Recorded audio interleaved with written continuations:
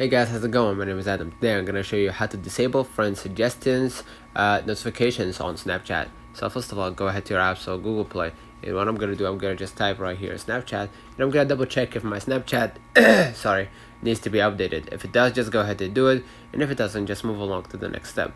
Now what I'm gonna do, I'm gonna just go back to my screen, go ahead to my browser, and then what I'm gonna do, if you want to turn off the friend suggestions notifications, just click on the settings icon in the top right, select notifications from the drop down menu. Now you will see a number of options including the friend suggestions button. Swipe the tab to the left to toggle off friend suggestions or to turn the color from green to gray, and basically you're gonna be able to turn off the friend suggestions.